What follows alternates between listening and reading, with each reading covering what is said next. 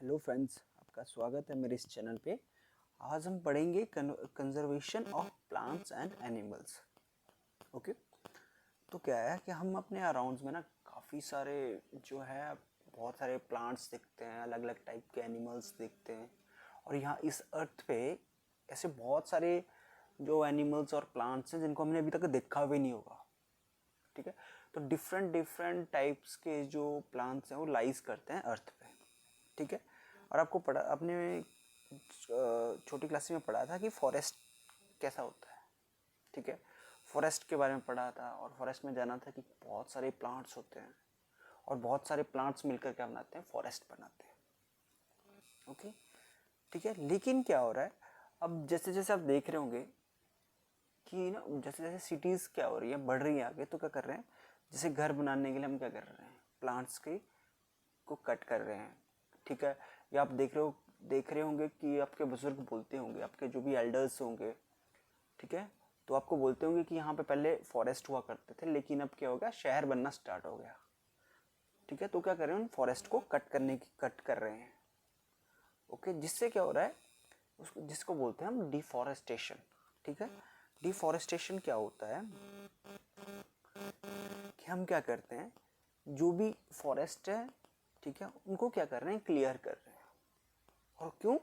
क्योंकि उस पर क्या करना है, हमारा कोई रीज़न है, हमारा कोई पर्पज़ है।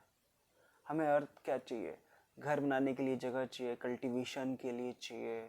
ओके, बहुत सारे रोड कंस्ट्रक्शंस हो गए, हमारे फर्नीचर के लिए चाहिए एंड अदर्स यूजेस के लिए हमारे को प्लांट्स की ज़रूरत होती है। तो हम क्या कर रहे हैं, डिफॉरेस्टेशन कर रहे हैं, फॉरेस्ट को क्लियर करने का काम। ठीक है, तो deforestation means clearing of forest and using that land for other purposes. ठीक है, पर्पज कुछ भी हो सकता है आपका, कंस्ट्रक्शन के लिए, हाउस कंस्ट्रक्शन हो गया, मॉल कंस्ट्रक्शन हो गया। ठीक है, वो वेरी करता है अलग अलग हिसाब से। ठीक है, देखो यहाँ पे क्या था, पहले फॉरेस्ट था, इसको कट करके देखो, इसके जो है ये सारे प्लांट्स क्या थे, पहले यहाँ पे लाइव प्लांट्स थे, लेकिन क्या जब कट करते तो डेड प्लांट्स देखो यहाँ पे फेंके हुए हैं, इनको बोलते हैं डिफॉरेस्टेशन। ओके, ठीक है, कुछ पर्पजेस बताए हैं जो हमने वैसे तो पढ़ लिए हैं, लेकिन आप यहाँ पे पढ़ लो। Procuring land for cultivation. ठीक है, हमारे को कल्टीवेशन के लिए लैंड चाहिए, तो हम क्या कर रहे हैं, जो फॉरेस्ट हैं उनको क्या कर रहे हैं, डिफॉरेस्टेशन कर रहे हैं उनकी। ठीक है, building house and factories. Okay, house बनाना है तो हमारे को जगह चाहिए, तो हम क्या कर रहे हैं, वहाँ पे जो भी प्लांट्स होते हैं उनको कट कर रहे हैं फैक्ट्रीज़ के लिए। Making furniture and using wood as fuel, fuel के लिए हमारे को लकड़ी चाहिए होती है। ठीक है, लेकिन कुछ ये तो है हम करते हैं, कुछ नेचुरल कॉजेज भी होते हैं फॉर जैसे forest fire and severe droughts. कई बार आप देखते होंगे ना, फॉरेस्ट में फायर लग जाती है, आग लग जाती है, वो भी है नेचुरल कॉज है डिफॉरेस्टेशन का। ठीक है, ड्रॉट्स होगा, बहुत टाइम से रेन ही नहीं हो रही है, तो क्या जब रेन नहीं होगी तो प्लांट्स को वाटर नहीं मिलेगा, जब वाटर नहीं मिलेगा तो क्या वो डेड होना स्टार्ट हो जाएंगे। और कॉन्सिक्वेंसेस ऑफ डिफॉरेस्टेशन, कॉन्सिक्वेंसेस क्या है, ठीक है, तो उससे क्या होगा, जो इंक्रीज होगा ना पॉल्यूशन लेवल अर्थ पे, वो बहुत हो जाएगा। ठीक है, अब तक जो प्लांट्स हैं वो क्या करते हैं, कार्बन डाइऑक्साइड लेते हैं, ठीक है, इनहेल करते हैं, और एक्सहेल में हमारे को क्या देते हैं, ऑक्सीजन देते हैं। अगर जब प्लांट्स ही नहीं होंगे तो क्या इनहेल कौन करेगा कार्बन डाइऑक्साइड, तो कोई नहीं कर पाएगा, जिससे क्या होगा कि एटमॉस्फेयर में कार्बन डाइऑक्साइड इंक्रीज होगा, इंक्रीज इन द टेम्परेचर और ग्लोबल वार्मिंग। ठीक है, तो क्या होगा, ग्लोबल वार्मिंग भी बढ़ेगी। ठीक है, lowering the level of ground water, जो ग्राउंड वाटर होता है उसका लेवल की क्या जाएगा, डाउन चला जाएगा। Disturbance in the balance of nature, ठीक है, जो नेचर का बैलेंस है उसमें भी क्या होगा, डिस्टर्बेंस आएगी। रेनफॉल डिक्रीज हो जाएगा, सॉइल फर्टिलिटी है वो भी डिक्रीज हो जाएगी। ठीक है, और क्या होगा कि बहुत सारी जो नेचुरल कैलामिटीज़ हैं उनका आना स्टार्ट हो जाएगा। आजकल भी एग्जांपल आप देख सकते हो कि अब इस टाइम क्या हो रहा है, बहुत टाइम से रेन ही नहीं हो पा रही है। ठीक है, या तो रेन्स होती है तो बहुत सारा रेन हो जाती है, इससे फ्लड्स आना स्टार्ट हो रहे हैं। ठीक है, तो ये सारे क्या क्या हैं, डिफॉरेस्टेशन के जो है कारण हो रहा है सारा कुछ। ओके, हमने पढ़ा था ग्लोबल वार्मिंग, वही हमने पीछे पढ़ा था ग्लोबल वार्मिंग क्या होता है। हमने ये चीज़ पढ़ी थी कि जो प्लांट्स हैं वो कार्बन डाइऑक्साइड का यूज़ करते हैं फोटोसिंथेसिस के टाइम। फोटोसिंथेसिस क्या होता है कि वो जब सनलाइट की प्रेजेंस में with the help of carbon dioxide जो है वो खाना बनाते हैं। ठीक है, और क्या करते हैं, रिलीज क्या करते थे, ऑक्सीजन रिलीज करते थे, जिससे क्या होता था कि कार्बन डाइऑक्साइड और ऑक्सीजन का जो बैलेंस था वो बना रहता था। ठीक है, तो इससे क्या होता था, जो बैलेंस बना। लेकिन जब डिफॉरेस्टेशन करते हैं तो क्या होगा, जो प्लांट्स है वो खत्म हो रहे हैं, जिससे क्या होता है, जो नेचर का बैलेंस है वो क्या हो रहा है, डिक्रीज हो रहा है। ओके, और क्या करते थे, जो जिससे क्या होता था कि अब कार्बन डाइऑक्साइड बढ़ रही है, डे बाई डे क्या हो रहा है, बढ़ रही है, जिससे क्या होता है जो कार्बन डाइऑक्साइड है वो क्या करती है, जो भी सन की हीट रेज आती है ना, उनको क्या करती है, ट्रैप कर लेती है। ठीक है, जैसे अर्थ है, अर्थ यहाँ पे देखो सन है, सन से क्या है, अर्थ को हीट आई, हीट अर्थ से क्या होनी थी, उसने रिफ्लेक्ट होना था।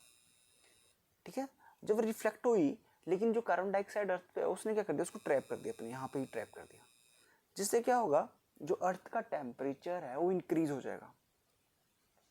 अर्थ का टेम्परेचर इंक्रीज होगा, ये क्या करेगा, लीड्स टू ग्लोबल वार्मिंग। ठीक है, तो अपने ग्लोबल वार्मिंग का समझ लिया कि क्या होता है। क्या होता है, carbon dioxide trap heat rays reflected by earth which increase in temperature on the earth and leads to global warming. Okay, फिर है ड्रॉट। क्या होगा कि जब ग्लोबल वार्मिंग होगी, जिससे क्या होगा, हीट ज़्यादा हो जाएगी अर्थ पे, तो अर्थ का जो टेम्परेचर है वो इंक्रीज हो जाएगा। तो क्या होता है, जो increase in the temperature on earth disturbs the water cycle. जो वाटर साइकिल आपने पढ़ा था वो क्या होगा, डिस्टर्ब हो जाएगा, जिससे क्या होगा, जो रेनफॉल है वो रिड्यूस हो जाएगा। जिससे क्या, रेनफॉल रिड्यूस हो जाएगा, उससे क्या आएगा, ड्रॉट्स आना स्टार्ट होते हैं। देखो ऐसे अर्थ हो जाती है जब बहुत टाइम से बारिश नहीं होती है। ठीक है, तो ड्रॉट आप समझ गए। फिर आता है डिजर्टिफिकेशन। डिजर्ट आपने देखा होगा, इस तरह से डिजर्ट होता है। एक है फॉरेस्ट है। जो डिफॉरेस्टेशन है, ठीक है, वो मेजर कॉज है किसके लिए, जो हमारी सॉइल की प्रॉपर्टीज होती है उनके चेंज में। ओके, जो फिजिकल प्रॉपर्टी होती है वो क्या होती है, अफेक्टेड होती है प्लांटेशन और वेजिटेशन से। उससे क्या होगा, जैसे प्लांट्स होंगे तो क्या करते हैं, वो जो सॉइल इरोजन होता है उसको भी क्या करते हैं, रोकते हैं। ठीक है, तो क्या होता है, डिजर्टिफिकेशन। देखो, deforestation is a major cause which lead to the change in the soil properties. Physical properties of soil get affected by plantation and vegetation. Okay, fewer trees result in more soil erosion. trees होते हैं, trees क्या करते हैं, soil को पकड़े रखते हैं। ठीक है, तो जो trees कम होंगे, जिससे क्या होगा, soil erosion भी बढ़ जाएगा। Removal of top layer of soil erodes the lower hard and rocky layers. ठीक है, जैसे क्या होता है, जो टॉप लेयर होती है ना सॉइल की, वो क्या होगी, जब इरोज हो जाएगी तो क्या होगा, एक्सपोज हो जाएगा। जो सॉइल क्या एक्सपोज करेगी, जो उसका लोअर और हार्ड जो लेयर है उसको एक्सपोज होना स्टार्ट हो जाएगी। This soil has less humus and is less fertile. तो क्या होगा, जो अपर एरिया होता है ना सॉइल का, वही क्या होता है, फर्टाइल होता है।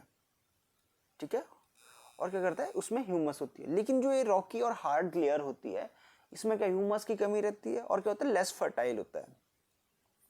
तो क्या होता है, जो fertile land get converted into desert. तो जो क्या होता है, जो फर्टाइल लैंड है वो क्या हो जाता है, कन्वर्ट हो जाता है डेजर्ट में, उसको बोलते हैं डिजर्टिफिकेशन। यहाँ पे देखो, ये सिंपल लैंड है और यहाँ पे क्या हो रहा है, इसका डिजर्टिफिकेशन ऐसे वाला हो रहा है, इसको बोलते हैं डिजर्टिफिकेशन।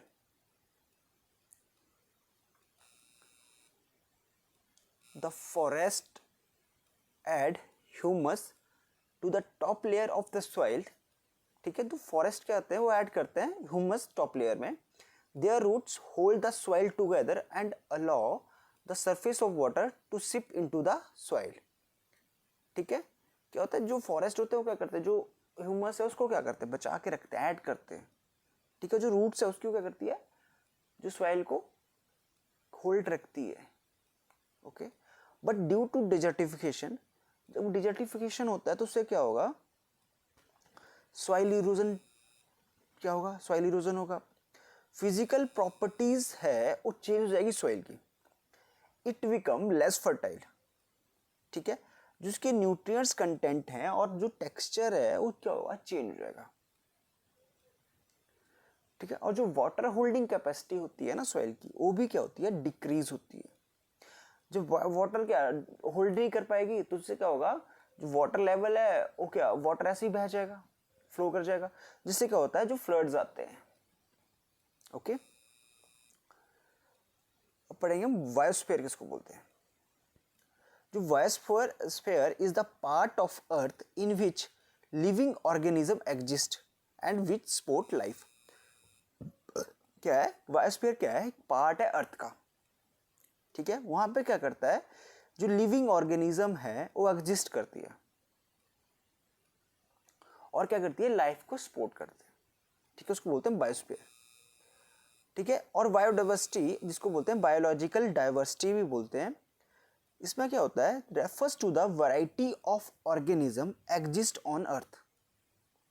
ठीक है, क्योंकि तो वैरायटी ऑर्गेनिज्म, बहुत सारे ऑर्गेनिज्म यहाँ पे क्या करते हैं, एग्जिस्ट करते हैं अर्थ पे। उनकी जो इंटर रिलेशनशिप है, ठीक है, और जो उनकी रिलेशनशिप है इन्वायरमेंट के साथ, ओके, उसको बोलते हैं बायोडाइवर्सिटी। ओके, तो बायोस्फीयर और बायोलॉजिकल डाइवर्सिटी या बायोडाइवर्सिटी आपको समझ आया होगा। फिर आता है प्रोटेक्टेड एरिया। प्रोटेक्टेड एरिया में क्या आते हैं, वाइल्ड लाइफ सेंचुरी आते हैं, नेशनल पार्क आते हैं और बायोस्फीयर रिजर्व आते हैं।